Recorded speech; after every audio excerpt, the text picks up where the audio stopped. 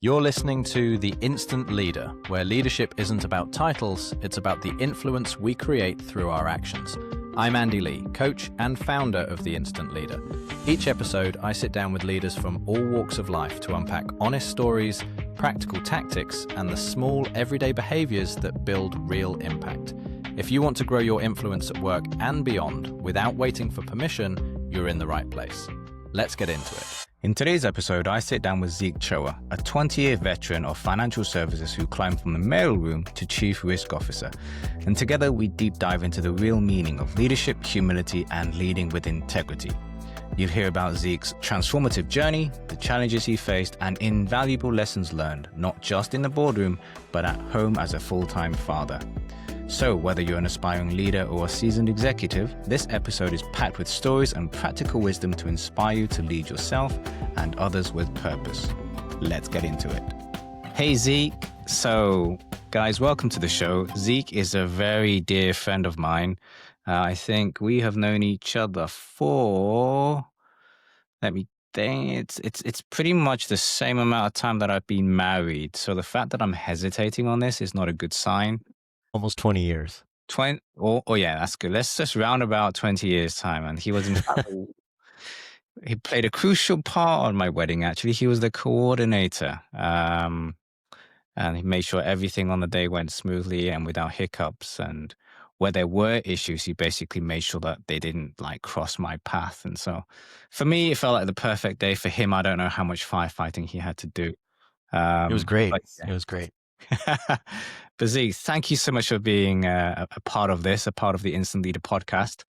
It's my pleasure, Andy. So, why don't you just introduce yourself a little bit, give some context to your experience, both work and life, and what you're up to now. Sure.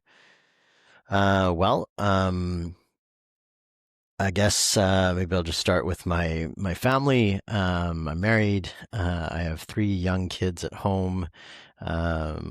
One elementary school age, one daycare age, and one still in diapers. So it's a full house and very busy, and lots to manage at home. My background from a career perspective started in banking long time ago. I started actually my career after I graduated from a university here in Canada.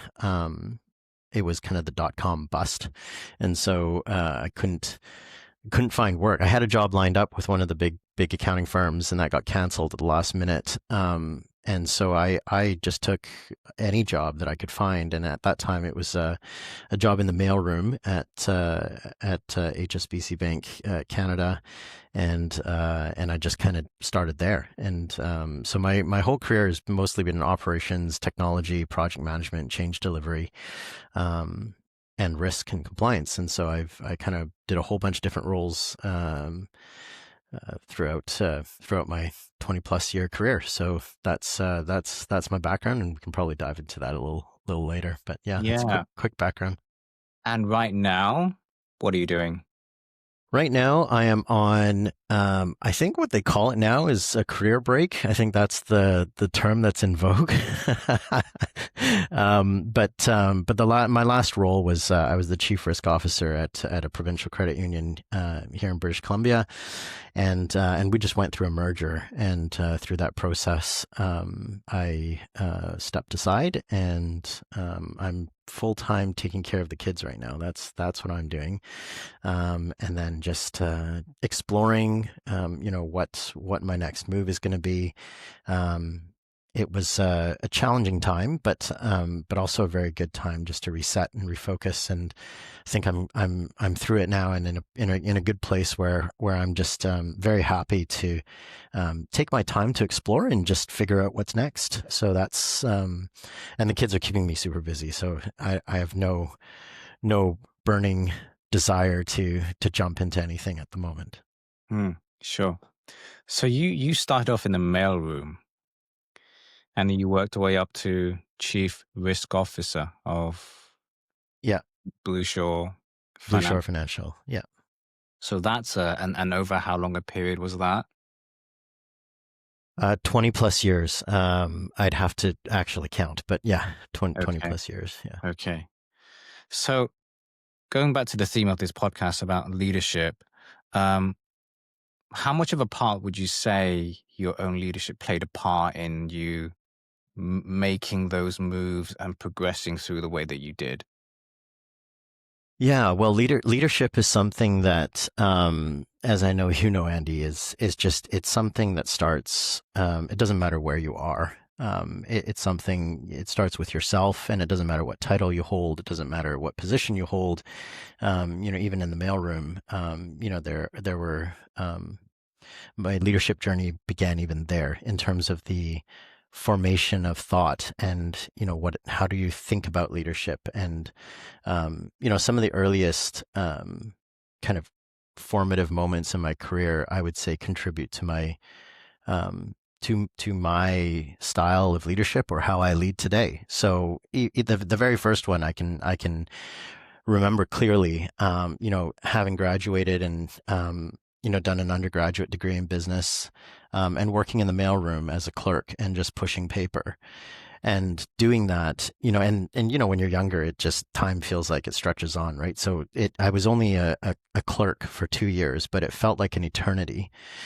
And, and I just remember very distinctly even then that, I was super frustrated and, just not understanding why I am where I was. Like, why am I stuck as a clerk, literally pushing paper, just filling in forms, checking check boxes, making sure that the paper was done correctly.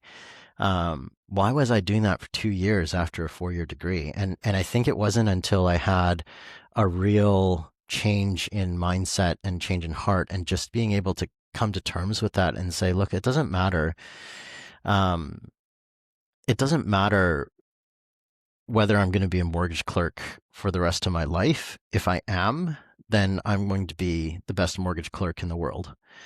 And it wasn't until I had that mind shift, that I was able to be, first of all, just more accepting of myself and where I was. But then also having that attitude change allowed the doors just to open. And I don't know how that happened, but doors just started opening, and I just started getting interviews for other roles.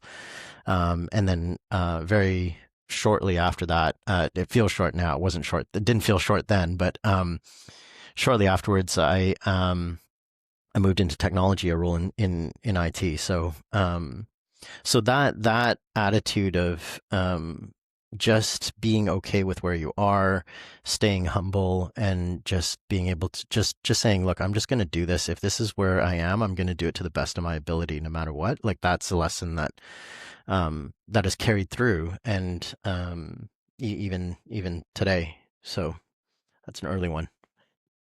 How how did you have that mindset shift? Was there a particular trigger? Uh, because that is quite a dramatic mindset shift to decide and accept the current circumstances and then therefore make the most of them. That's part one. I have another part to the question, but you answer this one first. Yeah, I wouldn't say there was any um, specific trigger. It's not like, yeah, I didn't see an advert or hear something on a Read a book. podcast or read a book. There wasn't anything like that. I think it was just the time. Um, the time, and it was like I said, it felt like a long time, and that forced me to look inwards and think about who I am and what matters to me and what is my identity. And my identity isn't in this job, pushing paper. My identity is bigger than that, and knowing that has really helped me and held me in good stead. Really, even today, right? Just and then fast forwarding now to where I am today. Um, you know, Having kind of achieved some level of success in the corporate world, and then having it kind of taken away from you, that still resonates with me today, knowing that my identity is not tied up in a title or a job. Um, and it's easy to say, and it took me some time to actually, like, I've always known that in my head, but it's one thing to know in your head and another to really live it and Mm. believe it in your heart, and that's what took me, a couple of weeks to actually wrestle it down and actually live what I knew in my head. Mm. Yeah, I'd love to circle back to that piece later on. Um, so what's the would you say is the leadership principle here, if you could kind of distill it down, that helped you in those early stages? I think I, I'd like to think that it's humility, and it's a kind of a servant leadership kind of approach. But the challenge with humility is it's so fleeting, right? Like, as soon as you think you're humble, you're not, and so Yeah, yeah, yeah. The right badge. yeah, exactly. So it is difficult, and it's a constant, moment by moment battle just with yourself, frankly, just to see, like, to check yourself. It's like, am I truly putting others first? And in the case of, this first job that I had, it was really just, do I feel like I am too good for this? Like, Mm, why do I feel like I am too good to push paper? Like, there are plenty of people, eh, who have, quote unquote, lower level jobs. And, am I better than them? And I don't think I am. Um, or I shouldn't think I am. And it's that constant battle to really believe that I'm not better than others, in that sense. So, from a value perspective, right? Like, my value isn't predicated on, my job. yeah. And that concept of that thought of I'm too good for this role. And I confess I have said that inwardly to myself with some tasks that I've done and roles that I've had. Is that a constant thing for you as well? Or is that, well, you Yeah, dealt with it back then in the mailroom, it's done now, that's no longer an obstacle for you? yeah, for sure. It is a constant battle. Even in my last job, that I held, uh, it's it's like, yeah, it is a constant battle. So the example that's coming to mind is working with my EA, so my executive assistant. Yes, I have an EA, or I had an EA in my previous role, and yes, she helped me a ton with scheduling things like that. But um, I am not above, finding a room or something like that. If I need to find a room, if it's quicker for me to do it, then I'll do it, right? Like, I shouldn't say, oh, that's my EA's job. I've got somebody to take care of that for me. Like, that's not the right attitude. And of course, there's a reason why executives have EAs. It's so that you prioritize your time. And so I'm not saying I'm going around trying to figure out my schedule and book rooms myself. That's not the point. But it is that if it's convenient and it's quicker for me to do it, it's not beyond me to do that. I'm perfectly happy to do that.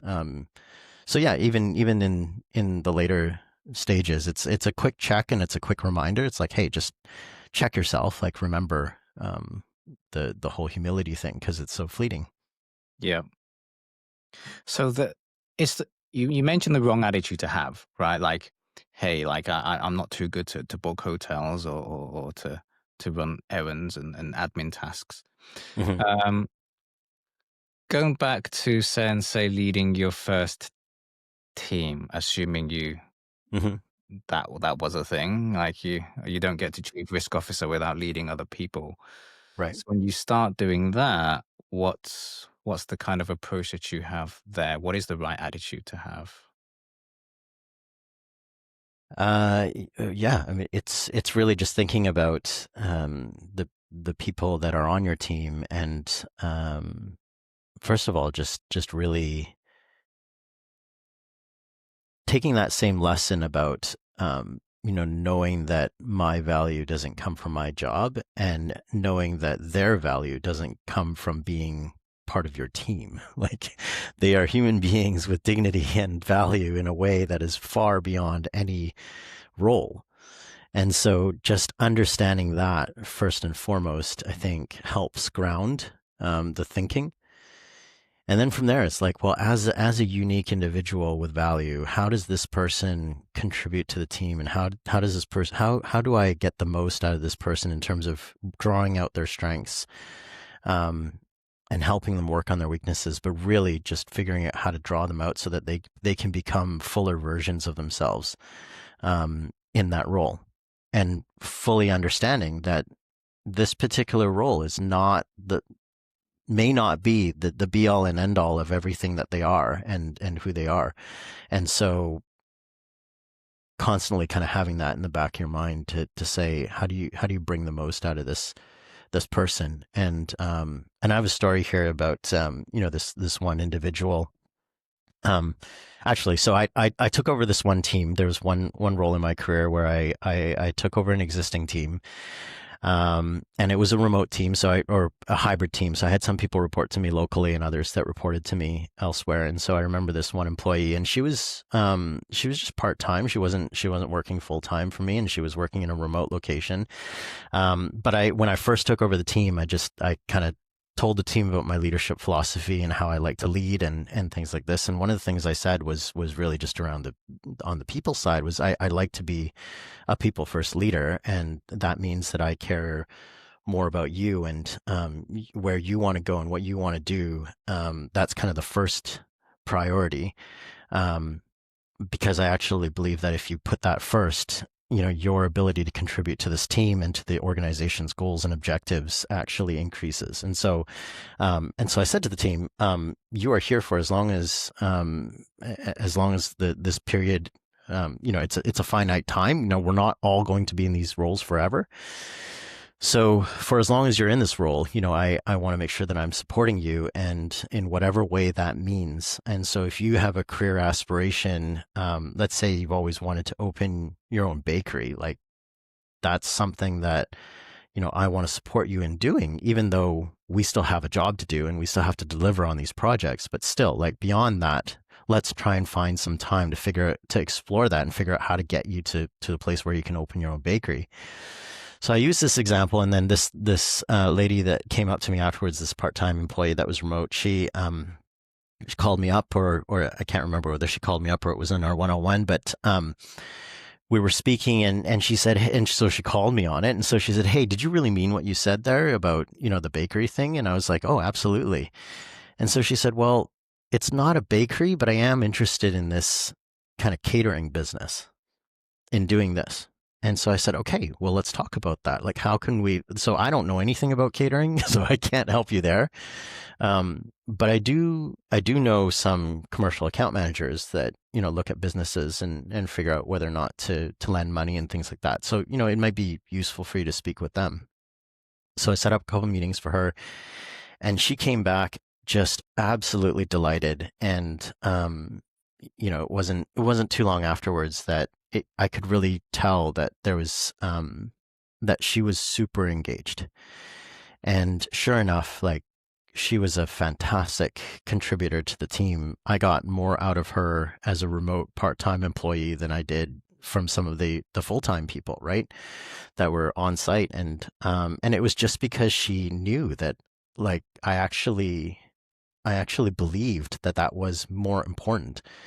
And so that actually ends up benefiting everybody, right? It benefited the team for sure because she was so engaged, and it benefits the organization because you get more productivity and more engagement, and she's just, there's just a better work product at the end of it. So, yeah, I don't remember how we got into this one, but that's No, it's good. I think I was. Yeah, I think I wanted to know what what you thought the right attitude to have was. Yeah, Well, when leading. yeah, yeah. Yeah, and I do think the right attitude is really just seeing people for who they are first, and then figuring out how that fits into what we're trying to achieve. So, I mean, and that's a great example of how you can carry like a people first approach into management. like even before your management, it's a principle that you can apply upwards and as well as across ways and outwards, right, to customers or clients. Um, but my question that came to mind as you were telling that story was, could the mission of the organization be compromised by focusing on things that are outside of the organization, but you're doing it within like the context of managing, right? So do you know what I mean? You have a I particular do. role Yep. and your team does, and you're Yep. talking to them about their dreams outside of the Yeah. company you're both working for. Yeah. Yeah. For sure. So, but I think this is where, a little wisdom goes a long way. Like you just need to be, very cognizant of what it is that their dreams are. I was working for a bank at the time. If their dream was to start their own bank, then, we would have had, would have had to have a bit of a conversation. I don't know how they would go about doing that anyways, but yeah, so I think it's just applying a little bit of wisdom and just knowing that, hey, there's some things that we just can't do, and that's okay. Like you just have to be transparent with people and say, that's an area that I can't help you with, but that's okay, and here's how I can help you, or here's how we redirect that. Um, and again, another question around the concept of leading a team here. Now, most companies, most organizations, when you talk about having a team, you talk about managing a team. Mm-hmm. The title has usually the word manager in it versus leader. I don't know if that was the case for you. So, how do you see the difference or the similarities between those two terms? Did you have to consciously think about leading in a different way versus managing, for example? Yeah, and yeah, we are getting into semantics and word meanings and things, and it's words matter and meanings matter, and so there is. I remember when I joined the executive team. There was a shift in the nomenclature. So it changed from the executive management team to the executive leadership team. And that was a very intentional move because words have meanings and they carry, different meanings and implications. And so yeah, there is a difference between the two because manager just seems a little more directive or more tactical or focused on achieving something specific versus a leadership where it feels broader and more open and bringing people along. So I think there is a difference in kind of the two words. At the end of the day, you're leading people, and how you lead matters more than the name that's applied to you, right? I'm sure there are people who have manager in their title who are fantastic leaders, and other people who are called leaders who are terrible leaders, and are much more tactical and hands on and command and control and don't get me wrong, there are times when command and control is needed, but yeah, so I do think that there's a difference in the terms, but I think it's how the person or the leader or the manager actually executes on that's more important. Yeah. Okay. Great. Now, so going back to you and your leadership, what have been some of the kind of big leadership lessons that you've learned through experience? Because something you mentioned before was there's leadership theory, right? Yeah, And you think you've got the theory, but until you experience it yourself, that's the point when it's really tested, isn't it? yeah, yeah, yeah. Well, wow. I mean, there's so many kind of along the way. It's hard to What's the pick them biggest all one? out. Do we start with the biggest one? Well, I started with the first one, which I don't know if it's the biggest, but it's certainly a big one in terms of just having that humility and servant leadership. I think that early experience really shaped who I am and who I am as a leader for sure. Um, There's there's a lot of things. I think standing up for what's right is another one where, how do you ensure that you're leading with integrity? And I remember I don't remember the specific details around all of it, but I remember there was a directive that came in from head office overseas, and um, it was quite it would have been quite damaging to apply it as it was written to the business in Canada. And I remember my team was super stressed out about it, and some of them went on stress leave, which is never good to see. But that was it was a very very much a pressure cooker type of situation, and because this is pretty serious. We're dealing with regulations and compliance and all this, so it was a pretty big deal. But the way that it was worded, I disagreed with, and I thought, you just can't do this. Like, this is not. I don't think this was what was intended, but that's what was written.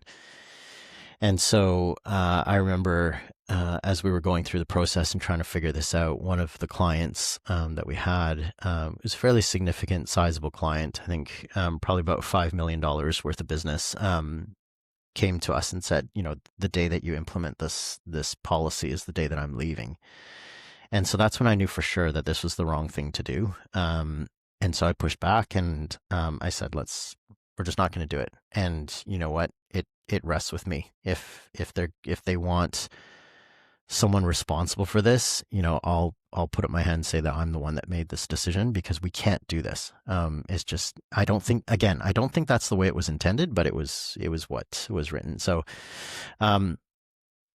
so standing up for what's right, I think, is difficult to do. What happened later was, I'm going to say maybe a month or 2 months later, they actually changed the way that it was worded and the way that it was, because it just it didn't make any sense. But something comes down from up top, and then everybody just kind of goes along with it because that's what they were told. And so, when it comes down to you and you say you're the one that needs to implement it, and you go, well, that's not right. Like, I don't think, like, nobody questioned this all the way down. And yeah, so they did change it, a few months later, and of course it was fine then. But in the moment, it was a difficult one. So I think that was one where it requires courage, and it requires you to stand up for something where you truly believe that it's wrong. But that's hard to do. Like, it's easy to kind of talk about it kind of conceptually, but when it comes down to it, like, I was ready to lose my job. Right? Like, I really was. And because my boss and their boss and all of that, who were kind of just went along with it. And I was like, this isn't right. And, but in the end, it was all taken care of. But that was another one, was just, just leading with courage and leading with integrity, protecting your people. That's really important. I mentioned the stress leave thing. That was another lesson that I learned, was to really protect your people, and give them permission to not deliver on everything, right? So if you can't deliver on everything, just don't. I don't want you to deliver it at the cost of your health. And my team was fantastic, right? They loved me, and they would just put in the hours and, burn the midnight oil, and just to deliver something. And I was like, you can't do that. And, it's just not good for you. And if we miss a deadline, we're going to miss it, and we're going to drop a ball. Let's drop it. But let's drop it well. Make sure you don't just drop it, but, like, communicate it, and just say, like, this is what's going to happen. We can't meet this deadline. We won't meet this deadline. And, whatever consequences will be, but this is why. And, sometimes things need to break before you can fix them. So you just got to let that go. Yeah. Right. And here you'd rather what's broken is the project not being delivered on time or the task incomplete, rather than the person's health or Correct. Yeah. mental or emotional state. Hmm. So it sounds to me there, Zeke, that you really cultivated a safe environment for people to communicate to you, like Hmm. shortcomings or struggles and challenges. Like, was that deliberate for you? Absolutely, it was deliberate. Um, and I don't know how well I was able to do that. I'm sure with some people it resonated more than others. Um, but yeah, for sure, it starts with the integrity piece, right? And just doing what you say you're going to do. And going back to the example about the bakery and stuff like that, that's where it starts, right? And day by day, interaction by interaction, that trust builds, and that's how you're able to cultivate that kind of safe space. Um, it's not this beautiful utopia of an environment, right? Like there are going to be people that disagree with you, and there are going to be people that, despite you trying to cultivate a safe environment, will Tell you um, things. yeah, well, they may have a different agenda, or they may have things that they're struggling with where they don't see it as a safe environment no matter what you try and do. And so that's another lesson I've learned, is just to know that you can't control everything, right? And you can't control how a person is going to receive what you're trying to create. And if they've got struggles that they're dealing with, and you can't you're not responsible for solving everybody's problems for them, right? So that's a different thing altogether. But yes, it Well, was intentional. have you dealt with much critique, For negative sure. feedback on your own leadership slash management? How does that affect you? How do you deal with it? um well, I think the first thing is to be transparent, as transparent as you can be, and open and honest with people when you're trying to give critique or feedback or whatever. Um, and and the critique will come back the other way, right? And that's the way that I've experienced it, is when I've tried to give feedback, to someone, and they don't really see it themselves. They'll then turn it around and blame you for it. so so sometimes it's or they'll just disagree with you, or whatever. And I think that's hard. But that's also life, and that's human nature. Not everybody is open and willing to take critique. So that's one instance. There are other instances too where especially in an executive role, where you need to make very difficult decisions, um, and people will see the decision that you've made and critique you for it, and criticize you, and say, like, hey, you talk about like transparent leadership and you're not being transparent. And I do think one of my CEOs, you know I got this from him, but he was saying, there's a difference between how did he say it? There's a difference between being honest and being transparent, or something like that. Like there are things that I can tell you, and there are things that I can't tell you. And me not being able to tell you doesn't mean that I'm not being transparent. It just means that I cannot tell you those things. Um, and and I think that's really important. Like that's something that's important for everyone to learn and understand, right? Is that, like, sometimes there just are things that aren't for us to know, and that's okay. Like, and then at that point you have to decide, like, is this something that I'm ready to quit over, like take some sort of drastic action over, or is it something that I'm willing to live with?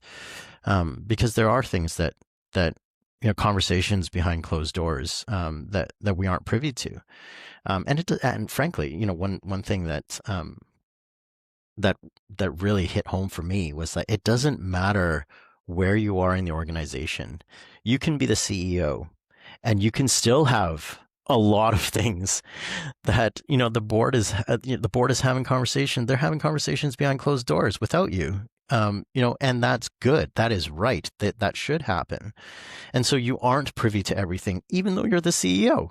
So I think people have this notion sometimes that the CEO or executive leaders or whatever have all this knowledge, and it's like, well, actually, we certainly have more knowledge than others, but we don't have all the knowledge. And so there are certain things that happen that we just aren't privy to, and you have to decide whether you can be comfortable with not or not with that ambiguity. But I think that's where a lot of the critique comes from, is when people criticize a certain decision or the way certain things were done. And I'm not saying it's all unfair. Sometimes the criticism is deserved. But in the instances where it's not, sometimes it's because people don't have all the information and they're making assumptions based on what they see. Sure. Yeah. No, that's a very good point. And so you're saying basically at any stage, even at the very top, Mm-hmm. there will be things that you don't know, Yeah. and you even can't know. And that's useful, I think, when you're starting off at a kind of a lower rung in a company, and you're making Mm-hmm. your way up. Yep. There'll be more decisions potentially that get made that affect you, because Mm-hmm. there's more tiers above you. And so the approach to that is just, I hear like a sense of just acceptance, right? That, hey, you don't have to know everything, and you don't necessarily need to know for you to be able to do well where you are. Right. And I think it is very person and situation dependent, right? Like, I think what I'm not saying is, I'm not saying just trust blindly in everything that happens. Like, that's also not good, right? You do need to be questioning things, and you do need to be thinking for yourself and being critical about what's going on around you. But the conclusion that you reach should be balanced, right? And it should be it should be considered. And so there does come a point where you need to decide for yourself, where you say, you know what, I'm really not getting a good feeling about all of these decisions that are being made, and there are just too many decisions that are made in the same vein that go against what I believe or who I am or my values, or I just can't take it. And then that's a decision point for each individual to say, you know what, I've got to go find the exit, because this isn't right for me. And there's certainly cases where that's the right move, but there are also other cases where it isn't, right? And so that's where the introspection comes in, and where you really need to know yourself, and really need to know who you are, and where you stand on certain things, and then being able to make that difficult decision for yourself, to say, I'm going to make the difficult decision to leave, or I'm going to make the difficult decision to stay, and buy into this, and just believe and trust. And that's one thing that I've said to my teams too, is that, it does start with trust. At some point, I will come to you and say to you, I can't give you all the reasons, I can't tell you why, but I need you to trust me on this. But that trust needs to be earned, and it needs to be earned over time. And so, it is very difficult with new teams, but once you've been able to establish team, that's where you can actually use that. And hopefully that's where you get to a higher performing team, and people believe you and trust you, and will follow. Yeah.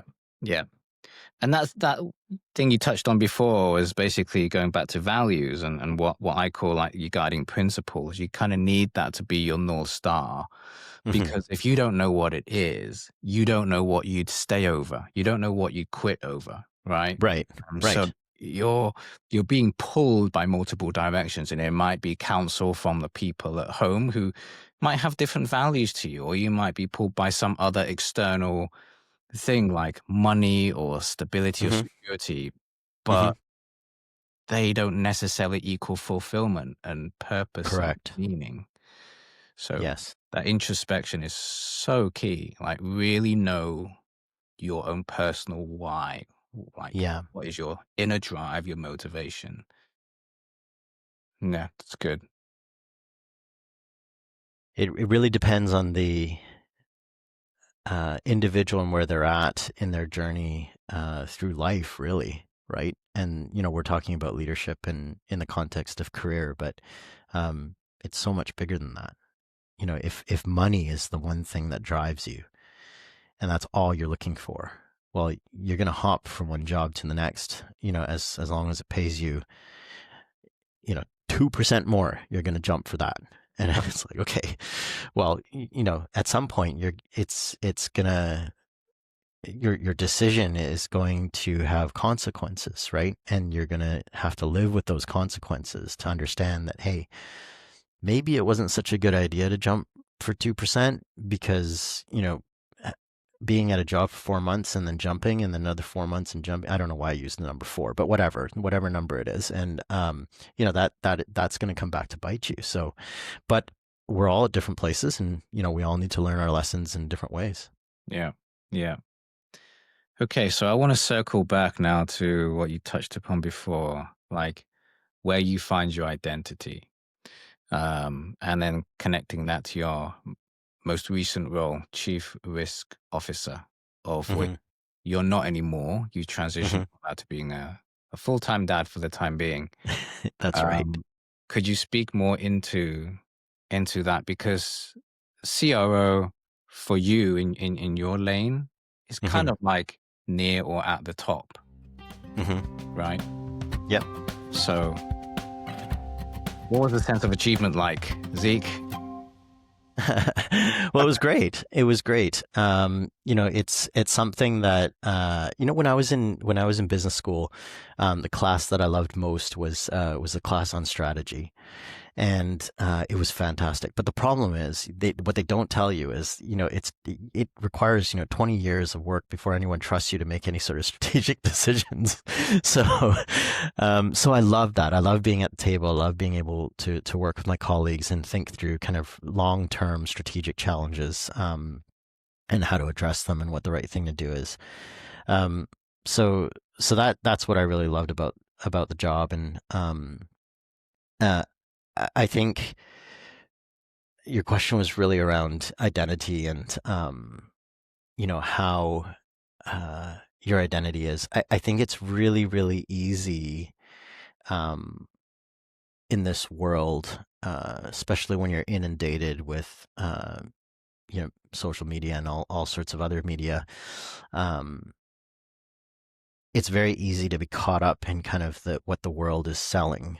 Um, and I think the biggest thing as far as identity is concerned is to know who you are absent anything, all of those other things, right? Like what is it that's most important to you, whether that be family or whatever. So I think that's, yeah. So for me personally, it's getting pretty personal now, Andy, but for me personally, I think what guides me is my faith.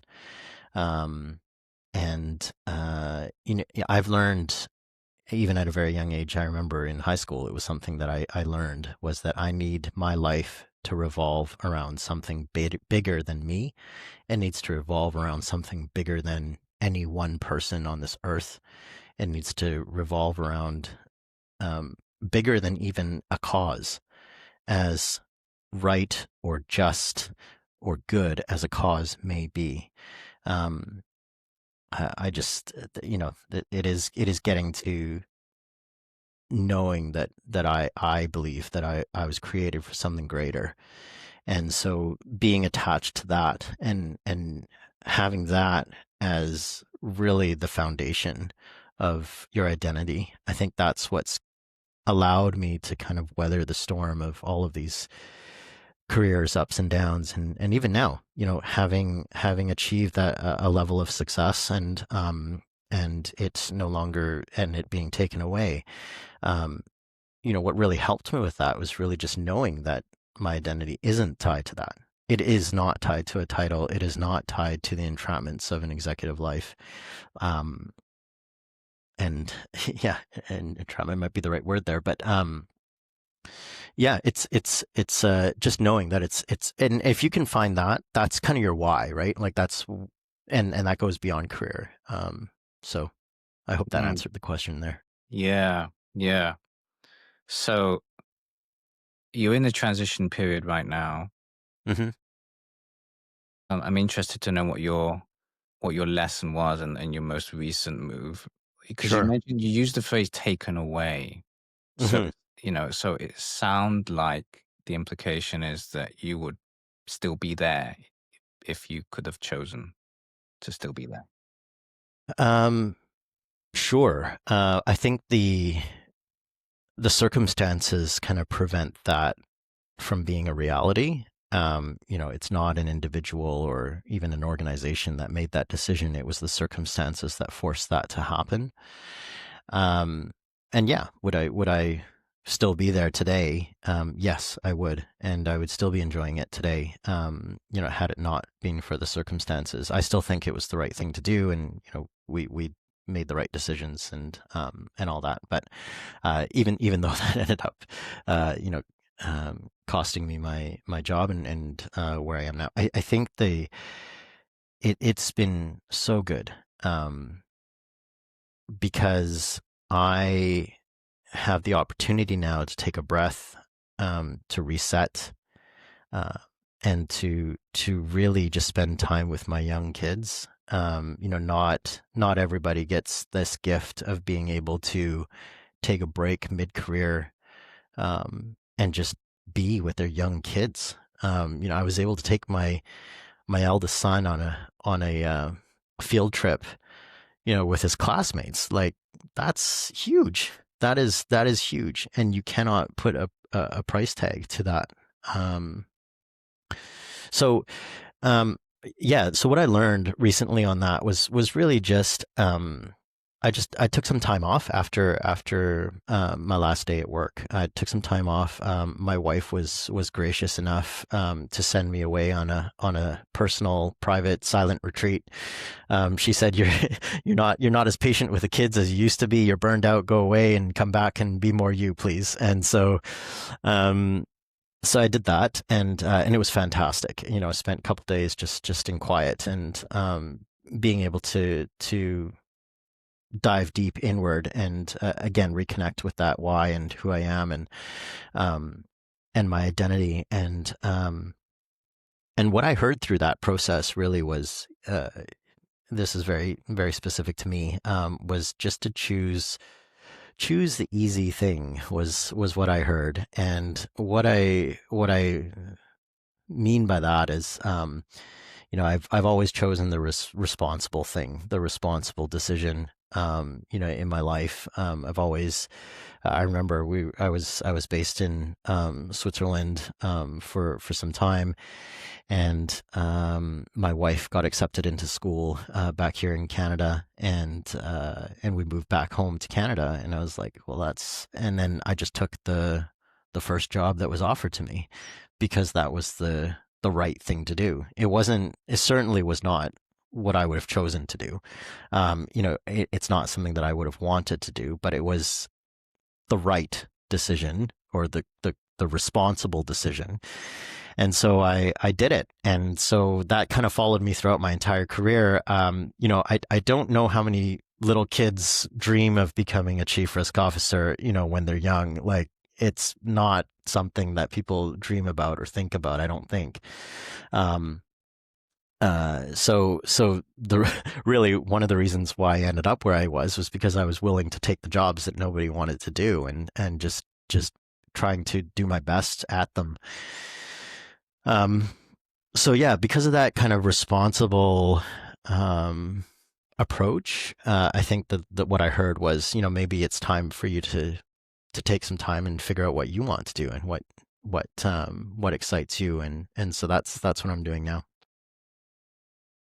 And how is that process going so far? It's uncomfortable because I never really had the luxury of doing this, right? Like, it was always, my wife is going to school. I need to work hard so that, we don't have too much debt.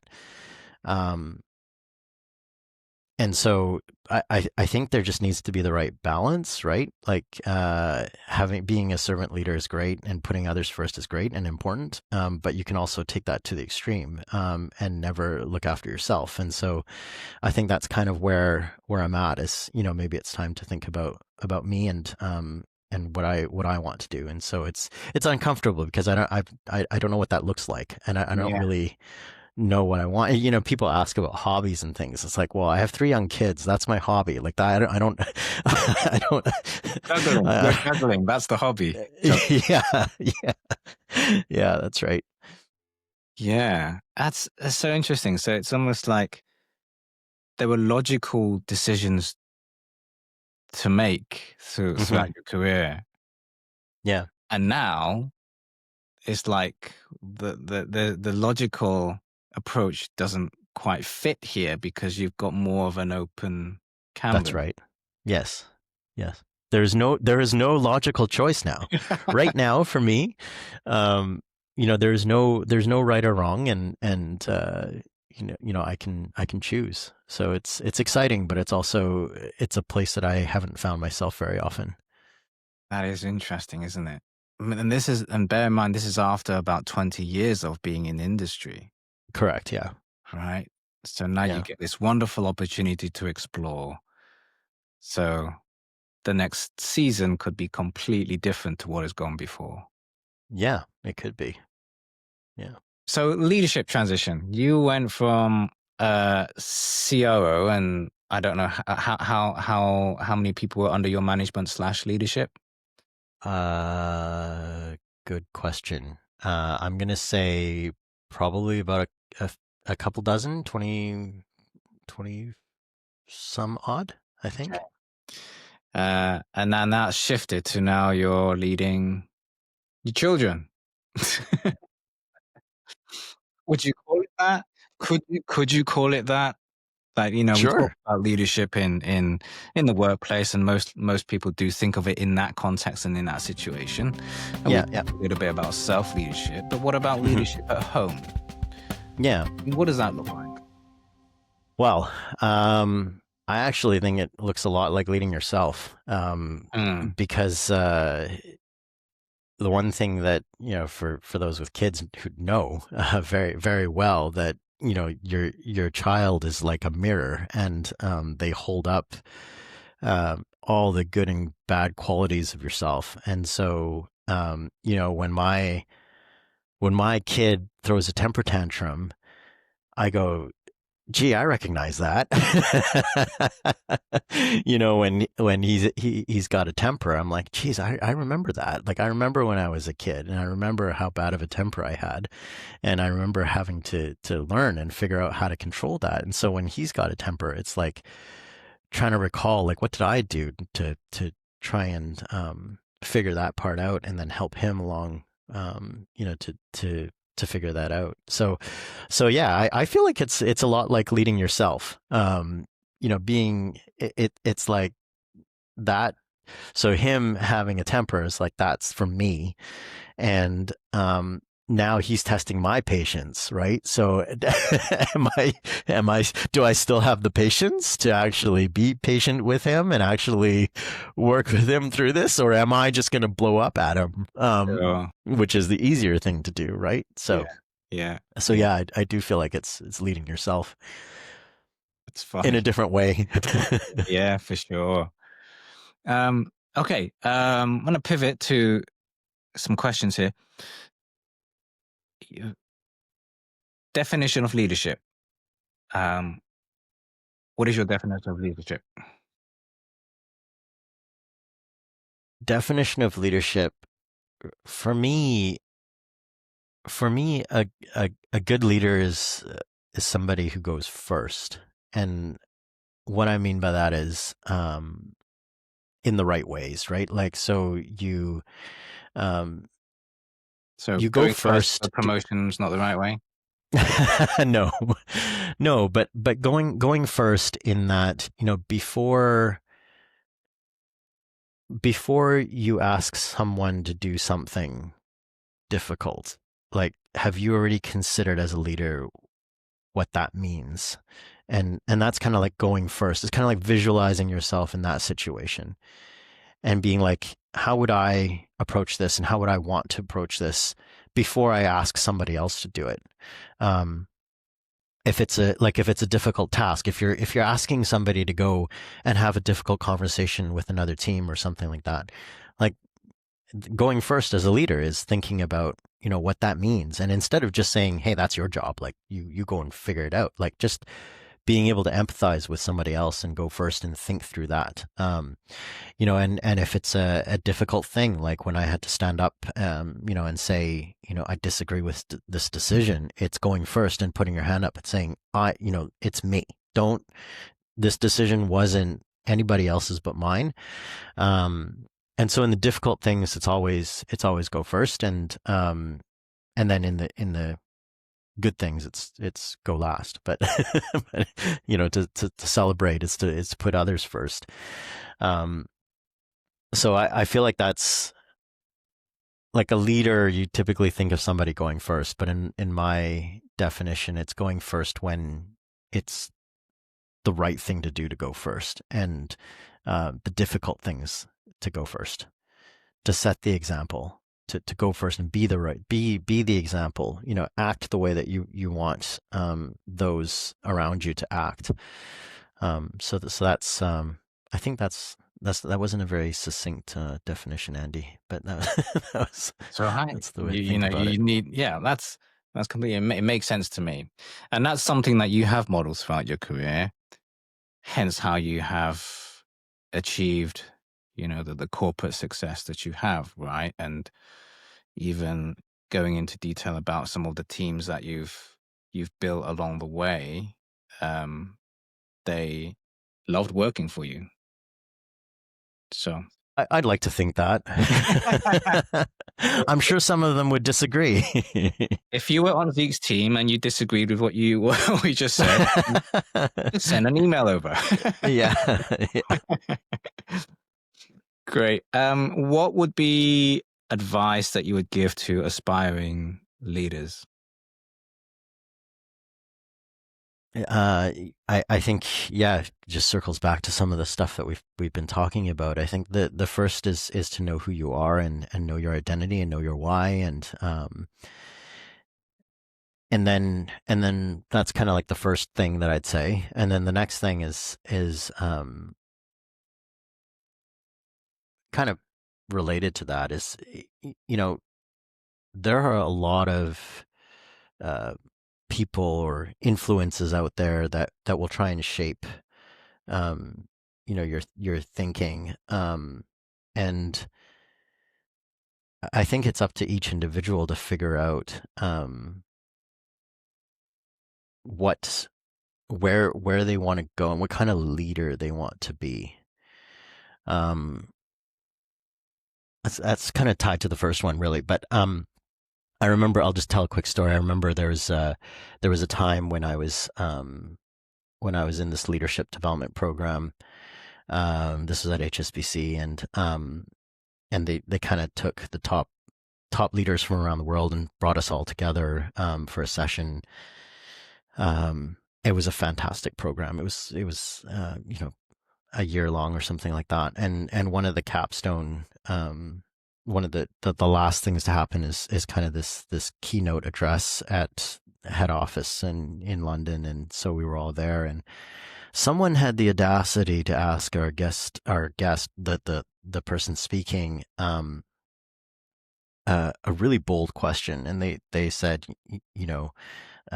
there are these political factions, which is inevitable in any organization, I've come to learn, big or small. And so they're like, well, do you regret aligning yourself to one particular political faction? And these are all rumors, right? Like, nobody knows any of this for sure, but they had the audacity to ask this question. And I'll never forget his answer, right? So this is a very senior person who was, CEO of, a country and stuff like this. And, but they weren't CEO of the entire bank globally. But they were asked this question. And so he said, I've decided a long time ago the type of leader that I want to be. and the political side of things is not the type of leader that I want to be. And so basically he was acknowledging that there are political forces at play, right? But he's also saying it's not right or wrong. It's not one group is better than the other. You just choose to be the type of leader you want to be and lead with integrity. And so he led with integrity. He wasn't the successful political party that or whatever. And there are all sorts of different circumstances, again, behind closed doors that none of us would ever know. But he ended up where he was, and he was fine with it. He wasn't chosen to be the next global CEO, and that was okay. And I think that's and I think behind that was implications of where you're going to be political and maneuver and do political maneuvering in order to get yourself to the next level and things like that. And he chose not to participate in that. And I'm not accusing the successful party of doing that either. It's just that's just what was kind of implied, kind of behind the scenes. And so I think that stuck with me. To know who you are, regardless of what the circumstances are. Like whatever happens, what type of leader are you going to be? Are you going to lead with integrity? Are you going to be true to yourself and your values, regardless of what happens? Yeah. And that's a hard thing to do, but knowing that and deciding that ahead of time before that situation hits helps tremendously, because then you know where you stand and you've already made your decision before you're in the thick of it. Absolutely. Because when you're in the thick of it, in the high stress moments, in emotionally intense moments, it can be very noisy, right? And it's very hard to see clearly and therefore decide and act clearly in those situations. Yeah. Yes. See, thank you so much. There's one final thing there that you mentioned I want to touch on. You're using this phrase, decide what type of leader you want to be. And the earlier you can figure that out, the better it will be for you, because you can take that into all the situations that you're going to encounter as you progress in the workplace, outside of the workplace. But you said decide what type of leader. Like, that's the question, not decide if you are a leader. Right. Is everyone like a leader in your eyes? What's your take on that? Absolutely. I mean, we just talked briefly about leading family. So yes, if you have kids, you're a leader. You are a leader of your kids. And in every situation, even if you don't have kids, like you're a leader of your family, or you're a leader of yourself. Like you are a leader. No matter where you are and where you sit and who you interact with. So it's trying to figure out what type of leader you want to be, and are you going to lead yourself, or are you not going to lead yourself? Are you going to lead others, or are you not? And you don't have to. Not everybody wants to be leading others, and that's okay. There's absolutely nothing wrong with that. But you do need to lead yourself. Right? Like you do need to figure out how you're going to act and behave and move through this world. So there is, I think that's a matter of being intentional. I think of having that mindset of saying, yes, I need to lead myself. I need to figure out, how I'm going to move through this world, move through this life as an individual. Even if you are an individual and you don't have others around you to lead. That's okay. That's not, but you still need to lead yourself. So yes, at the end of the day, important to think about leadership for everybody. Great. Thanks, Zeke. Appreciate your time and the golden nuggets that you shared, especially kind of pulling from your own experience. So this isn't theory. This is, lived experience, the highs and some of the lows as well. Do you have any other parting words? No, just thank you so much, Andy. This was great. It's good to reconnect, even though we're on opposite sides of the world. It's fun. Yeah, we'll hang out soon, my brother. Yeah. Thank you for your time again. All right, thanks. Later. Bye. Thanks for listening to The Instant Leader. Want practical tools you can use straight away? Join the community and get resources at theinstantleader.com. If you enjoyed this, follow the show and share it with someone who's ready to lead from where they are. Until next time.